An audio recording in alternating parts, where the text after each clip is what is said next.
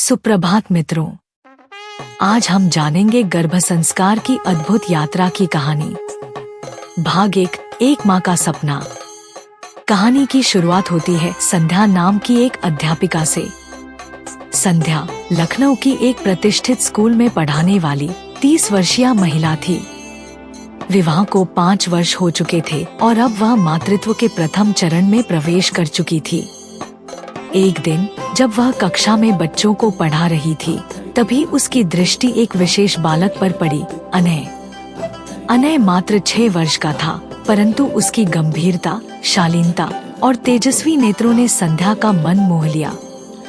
कक्षा समाप्त होने के बाद संध्या ने उसकी माँ से पूछा, आपने अनय को इतना संतुलित और सुसंस्कारित कैसे बनाया? मुस्कुराते हुए अनय की माँ बोली, ये सब गर्भ संस्कार का प्रभाव है। मैंने उसे गर्भ में ही सही विचार और भावनाएं दी। संध्या के मन में उत्सुकता जागी, गर्भ संस्कार? यह क्या होता है? रात को घर पहुंचकर उसने अपने पति अभय से कहा, मैं चाहती हूँ कि हमारा बच्चा भी उसी तरह समझदार और शांत स्वभाव का हो। भाग 2, ज्ञान की खोज। अगले ही दिन संध्या ने गर्भ संस्कार के रहस्य जानने की ठान ली। उसने ग्रंथ, लेख और वैज्ञानिक शोध पढ़ने शुरू किए और फिर अपनी दादी माँ शकुंतला से बात की। दादी ने बड़े स्नेह से कहा, बेटी, यह कोई नई बात नहीं है। यह हमारी संस्कृति की सबसे अमूल्य देन है। इसका सार है बच्चे को गर्भ में ही वो सीख देना जो जीवन भर उसके साथ चले। उन्होंने उदाहरण दिया, जैसे प्राचीन कथा में भक्त प्रहलाद की मां ने गर्भ में विष्णु की भक्ति सुनी और परिणामस्वरूप प्रहलाद परम भक्त बना, वैसे ही गर्भस्थ शिशु सब कुछ अनुभव करता है। तुम्हारे विचार, भावनाएं, संगीत, सब कुछ। संध्या को यह सब किसी चमत्कार से कम न लगा, पर अब वह जानना चाहती थी कि क्या विज्ञान भी यही कहता है। भाग 3, विज्ञान और संवेदना का संगम। संध्या ने अपनी महिला रोग विशेषज्ञ डॉक्टर काव्या से इस विषय में चर्चा की। डॉक्टर काव्या ने स्पष्ट कहा, यह कोई अंधविश्वास नहीं है। गर्भस्थ शिशु 7वें सप्ताह से ही ध्वनि सुनने लगता है। माँ की आवाज, उसकी मानसिक स्थिति, यहाँ तक कि भोजन का स्वाद, ये सब शिशु पर गहरा प्रभाव डालते हैं। उन्होंने आगे समझाया, अगर माँ तनाव में रहती है तो शिशु में कॉर्टिसोल नामक तनाव हार्मोन बढ़ता है, जो उसकी मानसिक और शारीरिक वृद्धि पर प्रतिकूल असर डाल सकता है। वहीं अगर माँ प्रसन्नचित्त रहती है, अच्छा सोचती है और मधुर संगीत सुनती है, तो बच्चा भी एक सकारात्मक ऊर्जा के साथ विकसित होता है। अब संध्या को पूर्ण विश्वास हो चुका था, गर्भ संस्कार में न केवल भावना है बल्कि विज्ञान भी। 1. विजुअलाइजेशन का जादू, visualisation of the unborn child. जोड़े एक छोटा दृश्य जहां संध्या हर रात सोने से पहले अपने बच्चे को कल्पना में देखती है। संध्या हर रात अपनी आंखें बंद करती और अपने मन में एक सुंदर दृश्य बनाती। उसका बेटा वेद बड़ा होकर एक समझदार, शांत और समाज के लिए प्रेरणा बन रहा है। वह मानती थी कि उसकी हर सकारात्मक कल्पना वेद के भावी व्यक्तित्व की नींव रख रही है।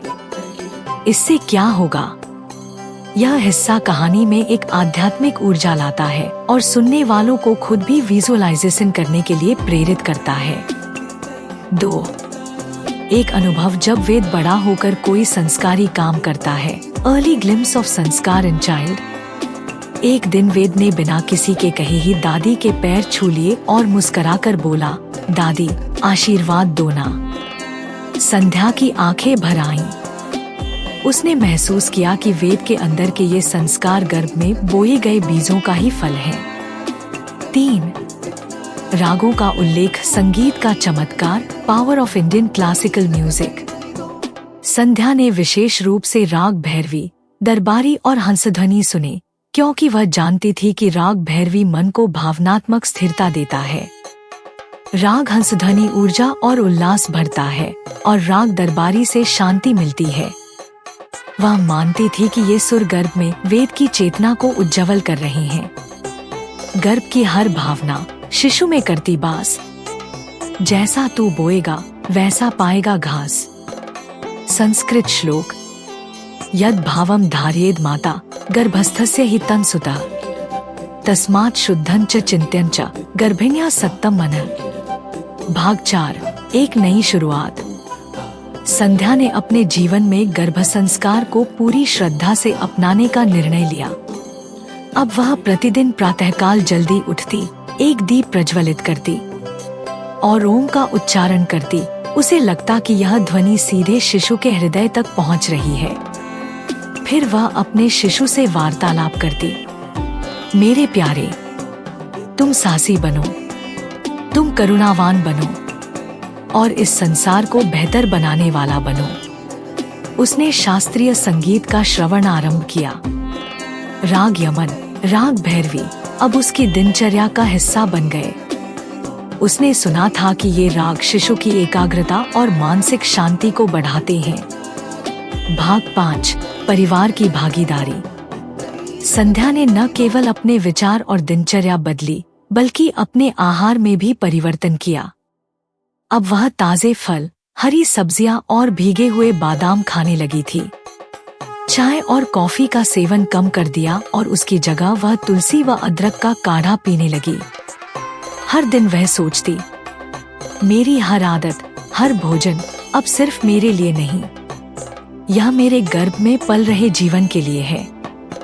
इस यात्रा में उसने अपने पति अभय को भी पूरी तरह शामिल किया। हर रात अभय संध्या के पेट के पास बैठता और कोमल स्वर में कहता, नमस्ते छोटे सेनानी, मैं तुम्हारा पापा हूँ। हम साथ में बहुत सी नई चीजें करेंगे। कभी कभी वह पंचतंत्र की कहानियां भी पढ़कर सुनाता, ताकि गर्भस्थ शिशु उसकी आवाज से परिचित हो और उससे ज्ञान भी ले। संध्या की माँ शकुंतला दादी भी इस यात्रा में भागीदार बनी। हर दिन वह एक नया मंत्र लाती, कभी महामृत्युंजय मंत्र तो कभी संतान गोपाल मंत्र। वह कहती, ये मंत्र तुम्हारे बच्चे को संरक्षण, शक्ति और शांति देंगे। धीरे धीरे पूरा परिवार इस सुंदर सफर में एक पवित्र बंधन की तरह जुड़ गया। एक ऐसा बंधन जो सिर्फ संध्या का नहीं, हर भाव और हर रिश्ते का गर्भ संस्कार बन गया। भाग 6। माँ की तपस्या का फल। 9 महीने बीत गए। अब वह दिन आ पहुंचा जब इस प्रेम और संस्कार की तपस्या का फल मिलने वाला था। संध्या ने एक सौम्य और सुंदर पुत्र को जन्म दिया। बच्चे का नाम रखा गया वेद। जैसे ही वेद इस संसार में आया, डिलीवरी रूम में मौजूद नर्स ने मुस्कुराते हुए कहा, यह बच्चा बहुत शांत है, जैसे इसे सब कुछ पहले से पता हो। संध्या की आंखें भर आईं। उसने अपने मन में कहा, मेरे गर्भ संस्कार ने ही यह चमत्कार किया है। मैंने जो प्रेम और ऊर्जा दी, उसका साक्षात स्वरूप आज मेरी गोद में है। वेद जैसे जैसे बड़ा हुआ, उसमें एक अद्भुत स्थिरता दिखाई दी। वह छोटी उम्र में ही संगीत को पहचानने लगा था। जब संध्या राग यमन या भैरवी सुनती, वेद शांति से उसकी गोद में सो जाता। समापन। एक माँ की सीख। आज भी संध्या गर्व से कहती है, गर्भ संस्कार ने मुझे सिर्फ माँ नहीं बनाया, उसने मुझे मातृत्व के वास्तविक अर्थ से परिचित कराया। प्रिय मित्रों, यह थी संध्या और वेद की कहानी। एक ऐसी माँ जिसने मातृत्व को सिर्फ जैविक प्रक्रिया नहीं, बल्कि एक पवित्र साधना बना दिया। गर्भ संस्कार कोई पुरानी परंपरा नहीं, बल्कि माँ और शिशु के बीच की वह आत्मिक डोर है जो जीवन भर उन्हें जोड़ कर रखती है। अगर आप या आपके परिवार में कोई स्त्री मातृत्व की राह पर है, तो गर्भ संस्कार की इस परंपरा को अपनाएं। यह आपके बच्चे को सबसे अनमोल उपहार होगा। यह तो बस शुरुआत थी। गर्भ संस्कार की इस अद्भुत यात्रा में अभी और भी रहस्य बाकी हैं। भाग 3 जल्द ही आ रहा है। एक ऐसी कहानी जो सिर्फ दिल को नहीं, आत्मा को भी छू जाएगी। अगर यह कहानी आपके मन को छू गई हो तो इस संदेश को आगे बढ़ाएं। इस वीडियो को लाइक करें, अपने प्रियजनों के साथ साझा करें और कमेंट में बताइए आप गर्भ संस्कार को किस तरह अपनाना चाहेंगे। हमारे चैनल को सब्सक्राइब करें ताकि ऐसी और भी प्रेरक कहानियां आप तक पहुंचती रहें। नमस्कार और धन्यवाद।